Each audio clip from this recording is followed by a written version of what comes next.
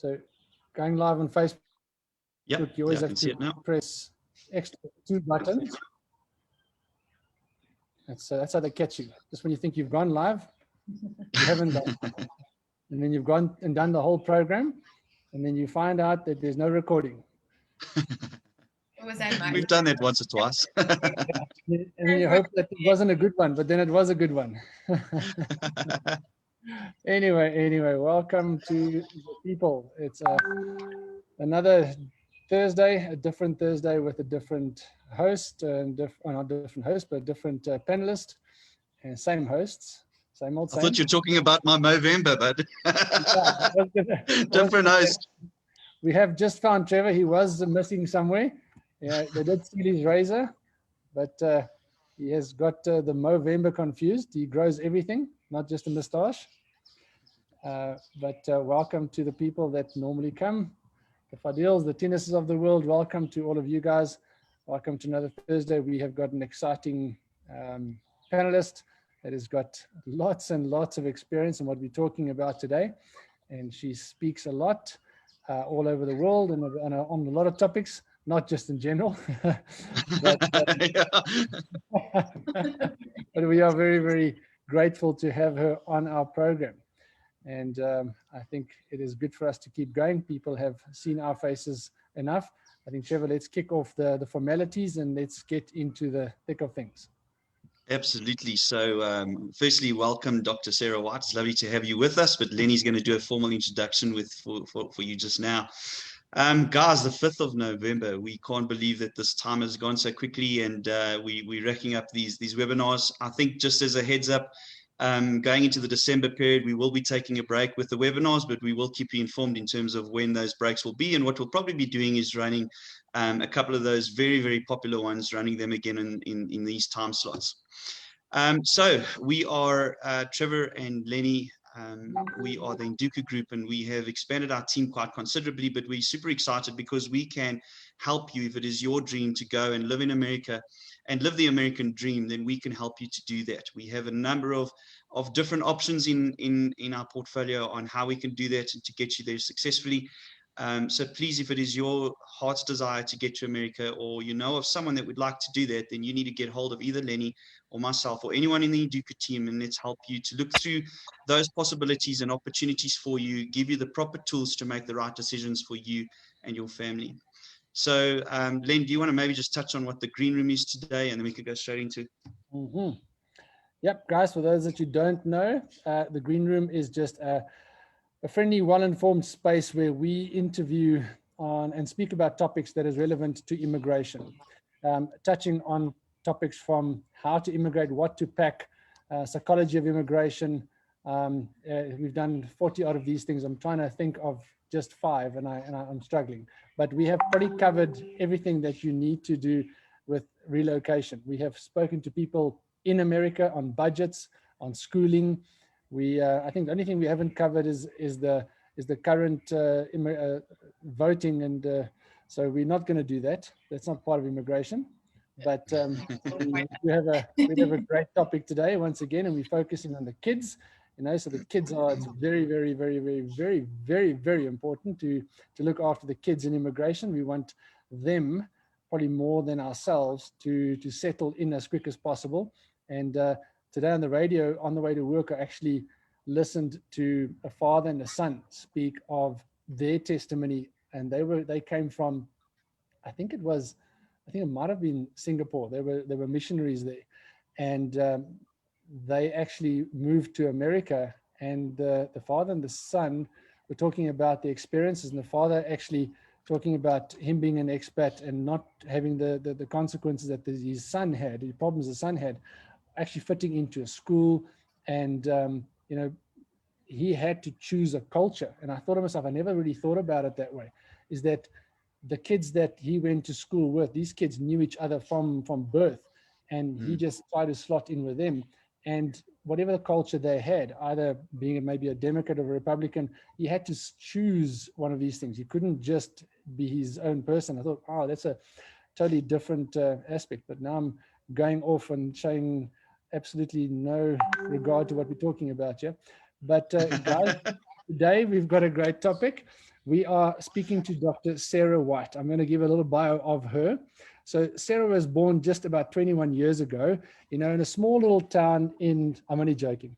So we're not going to go that far. So Dr. Sarah Whyte is a passionate about the positive difference she makes in promoting emotional well-being for relocation, with a degree in psychology, a master's in education, and a doctorate in supporting third culture kids with emotional intelligence. Sarah focuses on science-backed tools to develop emotional well-being and resilience. She has developed pioneering programs and products for international schools and organizations relocating staff to reduce their emotional stress and boost well-being throughout the process of an international relocation. She currently lives and works in Singapore. So guys, I had to memorize that, so please feel for me. Sarah, welcome. Thank you for taking that time. And you are in Singapore at the moment. You said it's 9 o'clock in the evening there. Thank you for taking at the time. I hope you're not taking too much of your family time, but we hope this is going to be very, very meaningful for, I think it's going to be very meaningful for us, for Trevor and myself, and for hopefully our attendees as well. So Sarah, if we can kick into that. Sarah, was the intro good? Is that who you are? It's very good. 10 out of 10. Everything factually correct, except I'm 20, not 20. What? No. We won't get into that. Okay, so Sarah, you are a very learned woman, and then with a number of degrees, as I just read, and accolades behind you. You're an expat yourself, as we said. You're in Singapore at the moment, who, from our understanding, was born in the UK, but now live obviously abroad in most desired cities in the world, which is Singapore. I mean, can you talk us through your journey into maybe neuroscience and psychology, and more specifically, how did you end up working with third culture kids and helping them navigate the often stressful experience of moving countries? Yeah, absolutely. Well, as you said in your flawless introduction, my first degree is in psychology. And so I was born in the UK, grew up in the UK, I'm from the Northeast. But I did my first degree in psychology, and that always was really interesting to me. It was quite a heavy science component, lots on the neuroscience, lots on the brain and how the brain works. And I actually went from there to be a teacher. So I was a primary school teacher, again in the northeast of England, in exactly the type of school you've just described. So, the children went to the same school that the parents had gone to, and the grandparents had gone there, and probably the great-grandparents had gone there as well. So to have any new children was really unusual. To have any children leave was unusual. We generally had the same group of children who started at the age of 3, left at the age of 11 and headed off to secondary school. And that's why they left. They were leaving the school. So 12 years ago, I actually applied for a teaching job in Singapore. So I worked at the British International School here at Tangling Trust, and moved over. And of course, having been brought up in one place and having known, I've also been to school with people from the age of, I can't even remember, so young. I had a class of 24 children, and at the end of the first term, 8 of them were like, "Oh, I'm leaving." So I was like, "Well, where are you going?" "Oh, all over, Hong Kong, Australia, UK, And the list just went on. So I basically had a third of my class replaced in the first year. And I was like, this is really different to me. I've not experienced this before. And of course, I'm working with third culture kids now, children who are, passport from one country or possibly 2 countries. They're growing up in a place that's not their passport culture. They're assimilating different cultures as they grow up as part of their identity. And of course, I knew nothing about this. Nothing. So I'd have parents coming to me and saying, "Oh, we're leaving, but I'm not quite sure how to tell my child. What should I do?" And I was like, I don't know. I don't know. And as a teacher, if someone had said, well, they're struggling with maths or they're struggling with science, and I'd be like, right, like, here's all the steps you need to do. This is how you need to do it.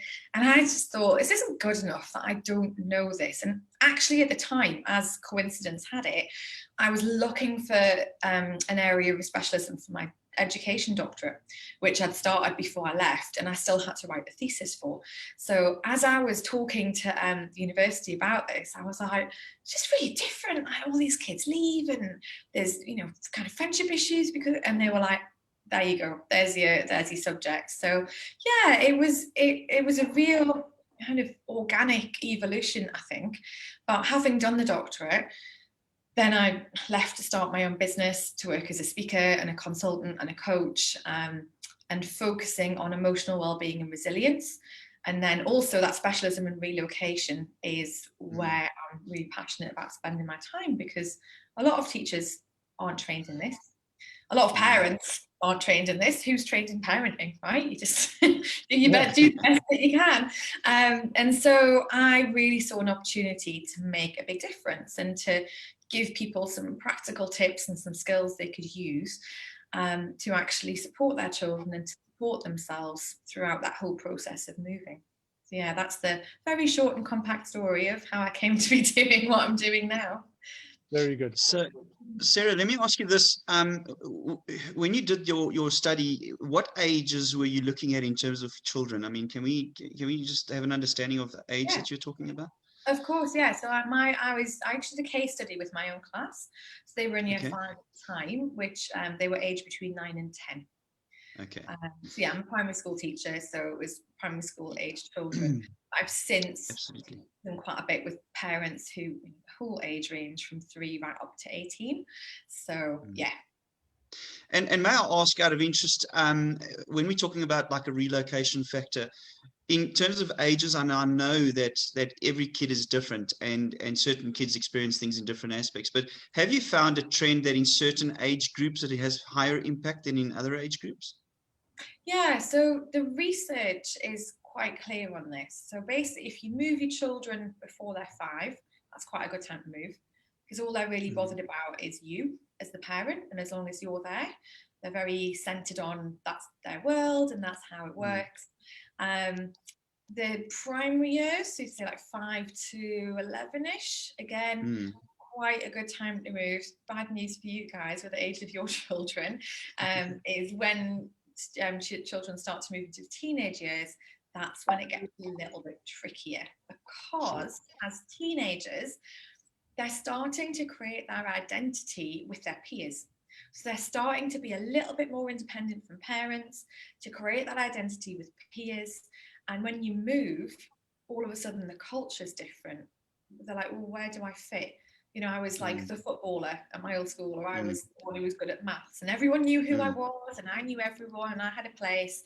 And all of a sudden I don't have that anymore. So I'm sure you can remember what it's like to be a teenager. It's pretty stressful trying to work out who you are and your place in the world anyway. And then when you add in new environment, new culture, new way of doing things, that gets quite challenging. So we find that quite a lot of third culture kids are much closer to their parents than they are to friends, which is a bit of a contrast to those children who grow up in one place. And I think it's, well, parents are constant, right? They're there, whereas friends can come and go. So that's another facet, is that you've got that very high level of mobility often. And if you're in an international school, if your children are going to a local school, obviously you don't have that range of mobility, but you do have the challenge of all those other children are very much, rooted in one culture, whereas your child's not. The advantage of an international school is that you're mixing with a whole range of nationalities and cultures, and the school kind of develops a culture of its own as well. So pros and cons to both. International schools, you've got lots of children leaving, lots arriving, a lot to deal with in terms of that. But certainly for your teenagers, it's tricky because they want to be independent, they want to be hanging out with friends, deciding who they are, and it just all of a sudden the whole world's turned upside down. So good to be aware of that before you move. Absolutely. So I think that, as you know, we also had Dr. Mercer on previously on this webinar, and she opened up our eyes in terms of the importance of the psychological layers surrounding a move. And today I'm excited about that, which we're talking about now, because it's obviously about the children. and I think the emotional resilience and the balance of getting into this third culture is quite important. But I think that let's just quickly unpack this: is why is it so important to have them settle nicely in a thing besides the obvious? What would you say is why is it so important to have that settling in? I think for a lot of people, having a sense of belonging and a sense of connection is really, really essential to our well-being, to our mental health.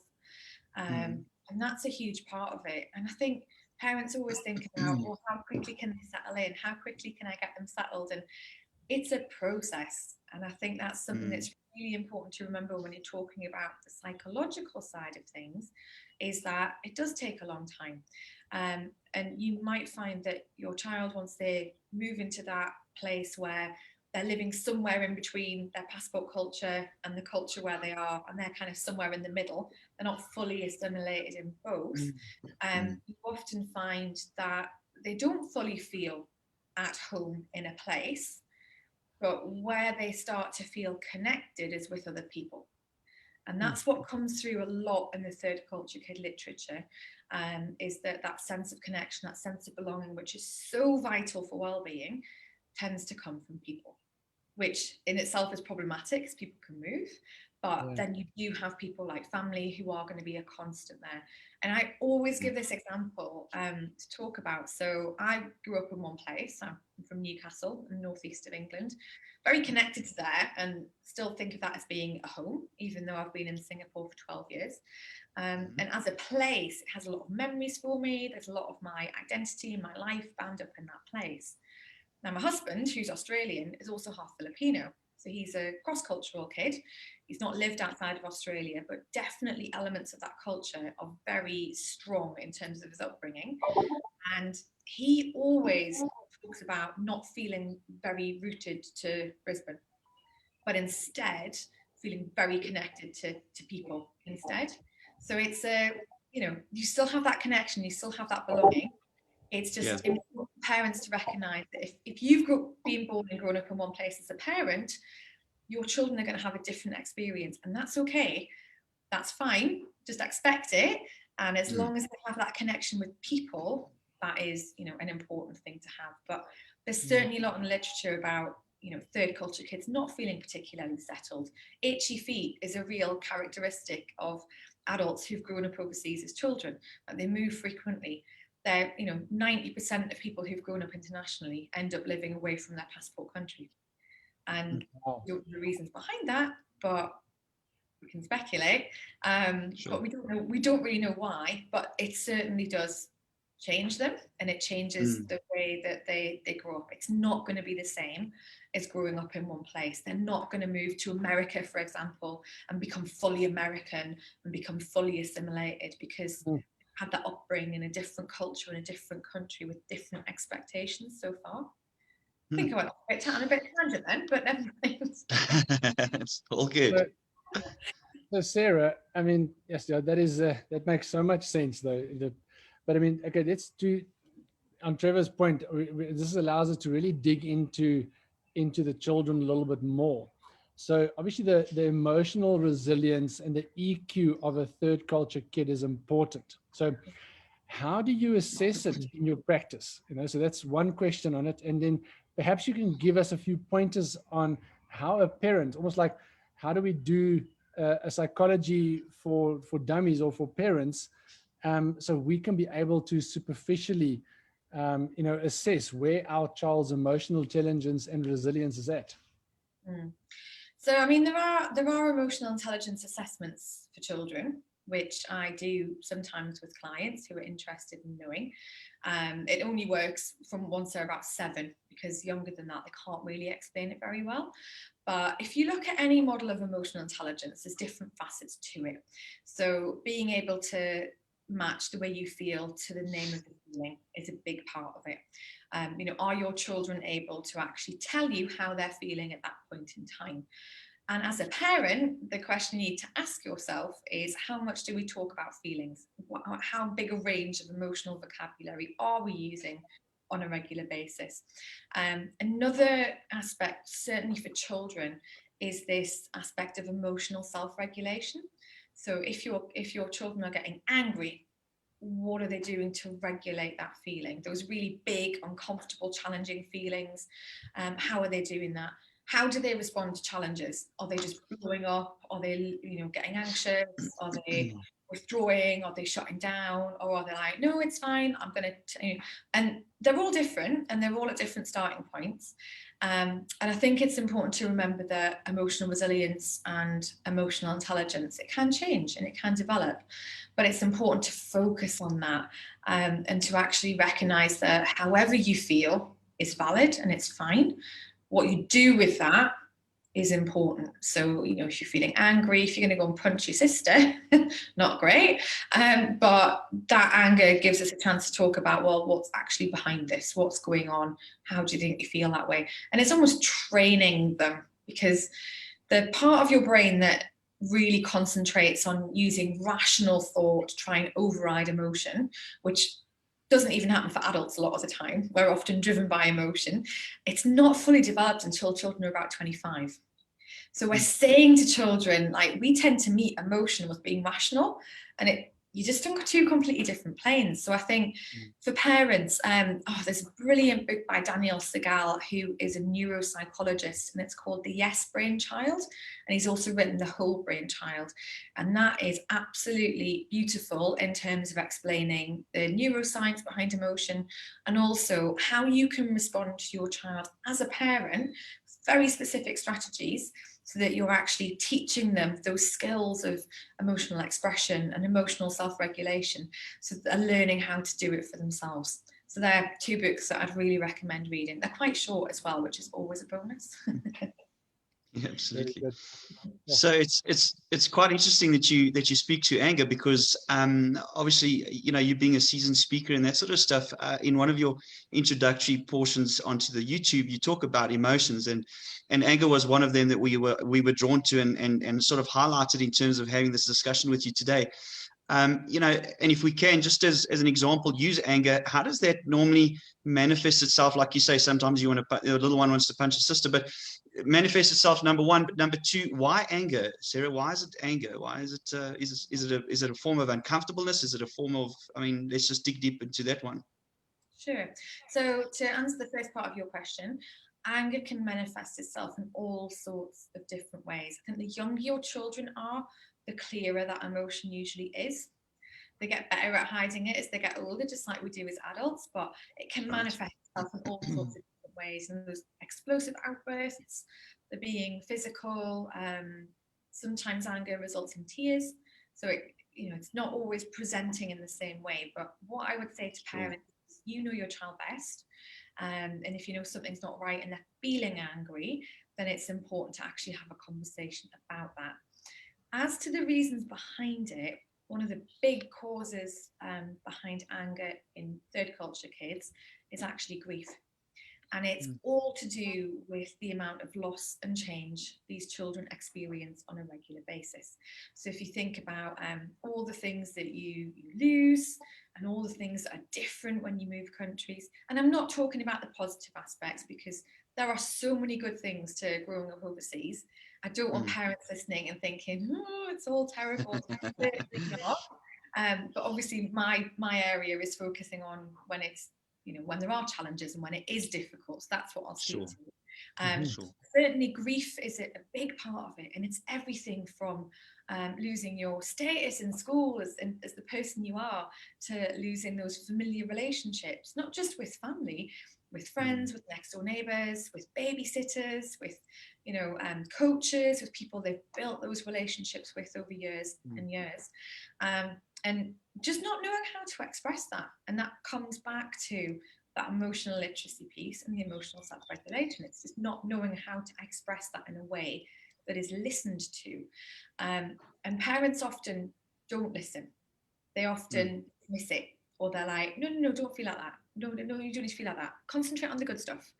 And this is what I hear over again, from children. Oh, but we're not allowed to feel that way. And that in itself sets up a much bigger issue for later on. And one of the big issues with third culture kids is all around unresolved grief. So that's basically when you're sad that you're losing something, basically something that you love is being lost to you, whether it's temporary or permanent. And it's really important for parents just to sit with that and listen. You don't need to fix it. You don't need to do anything about it, but you just need to listen. And you might not even agree with it. You might think, well, why are you so upset about leaving your piano teacher? Just makes no sense to me.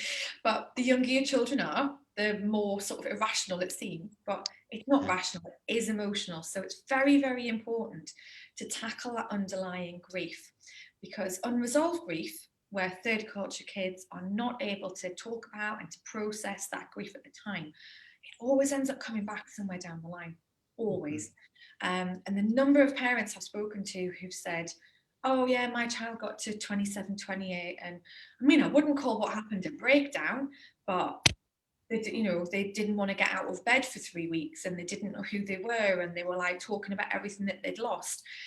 And that to me it's awful to hear that, because that to me is so avoidable by having those proactive conversations about feeling sad about things that you're losing. Who are you going to miss? What foods are you going to miss? Like, what will you miss about the places where we live? All of these things.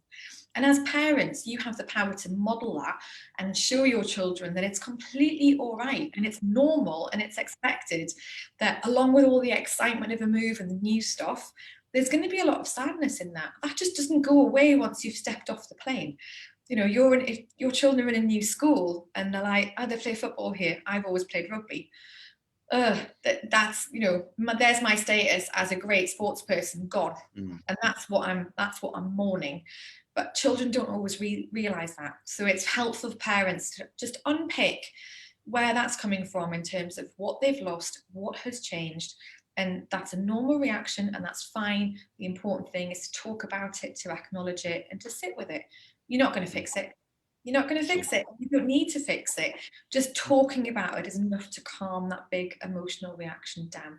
So I definitely say grief is at the root of a lot of these big feelings when children are moving. So anger, withdrawal, being very upset all the time. A lot of it is rooted in that grief. So that's really something to watch out for, whatever age your children are.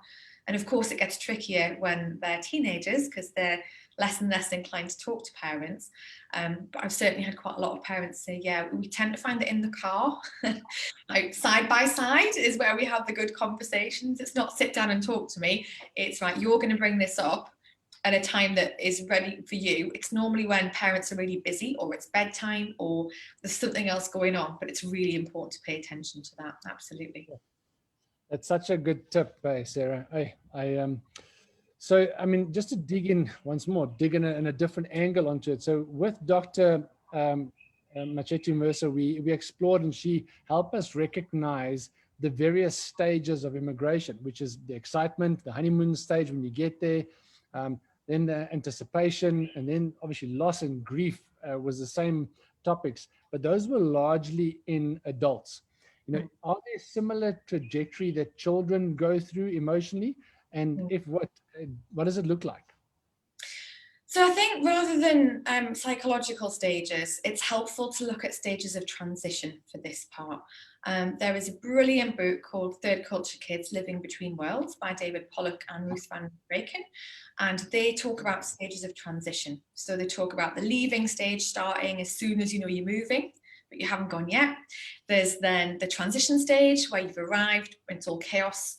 There's no, everything's all over the place. They talk about the entering stage where things are starting to settle down, and the re-involvement stage where you feel, completely at home again. The involvement stage is right at the beginning, when you don't even know you're in a stage because it's just normal life, and that's fine. So involvement, re-involvement, very similar. It's helpful, I think, for parents to actually think about that. And to just look into that a little bit and look at the types of emotions you can expect to see in each of those stages. Like, in transition, everything's chaos, and children and young people really like routines. Routines are really helpful, but when you've just moved, none of that is in place. Everything's gone out the window. Everyone becomes very self-centered.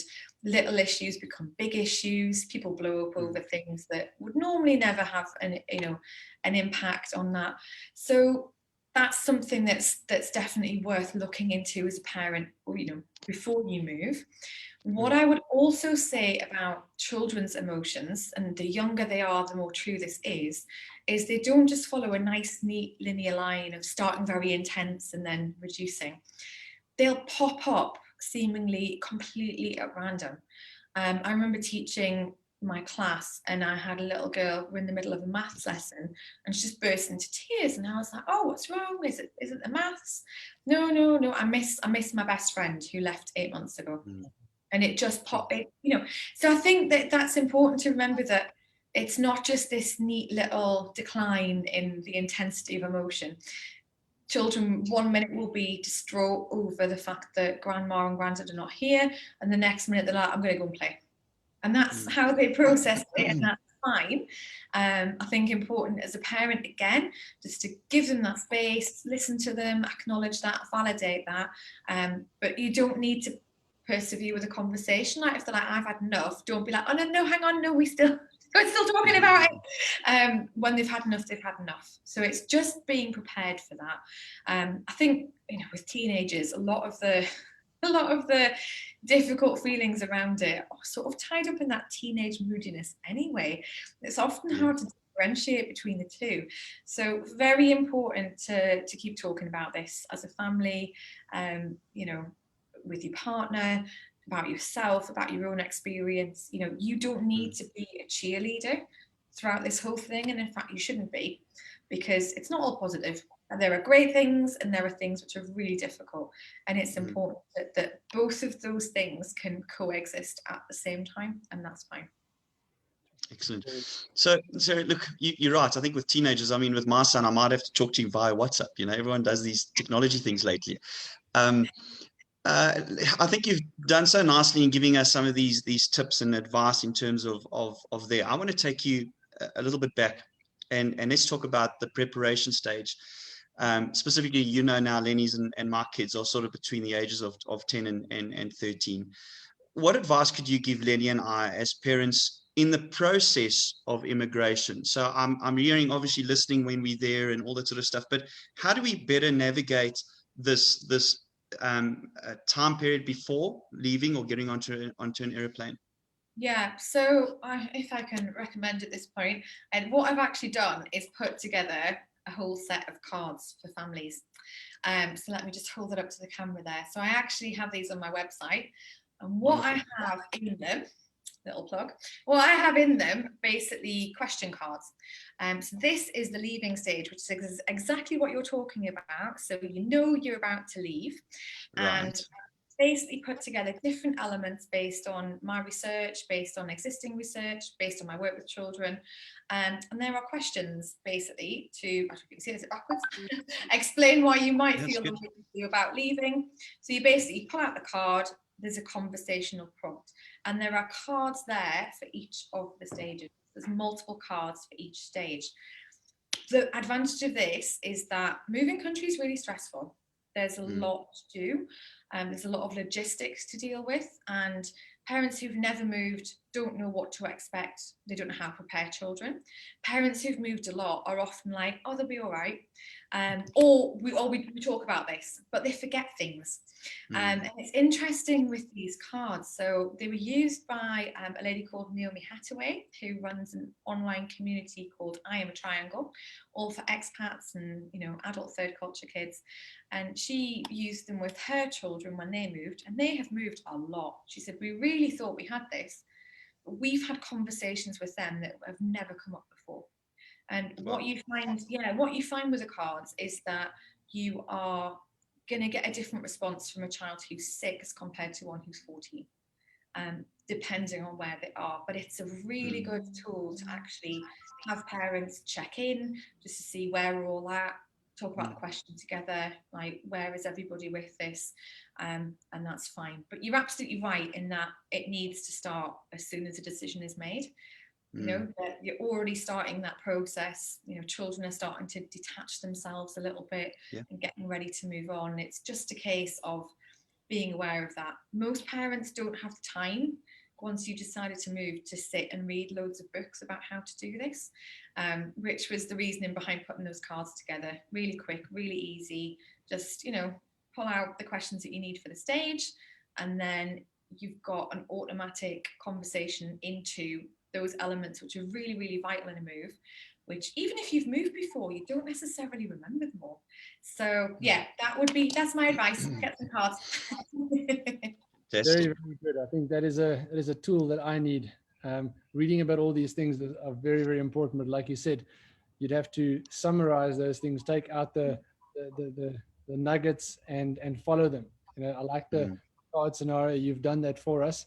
And I would suggest to people that are listening, as you said, that's a very important topic, is that I'm going to go and practice my listening. And so Sarah, I think we have come to the end of our show, as we want to call it, but we want to thank you so much for giving us all this information. You've given us so much to think about, and just for Trevor and I mean, we are right in the middle of this, so you know, this is where it will help us so much. You know, Trevor's a very, very good listener. I mean, he listens to my talking the whole day. So I must work on mine a little bit and listen to him, and maybe listen to my wife a little bit more as well. And, and that's it from my side. Just a thank you. You're very welcome. It's always a pleasure to come on and talk about what I do. I always think it's so important, and so it's great to have not only professionals working in that field who recognise the importance, but parents who are going through it themselves and realise how valuable it is. So yeah, it's been lovely to chat to you both. Thank you, Sarah. And don't you want to just, as we're saying goodbye, don't you want to confirm for us, how can people get in touch with you or get your cards and that sort of stuff?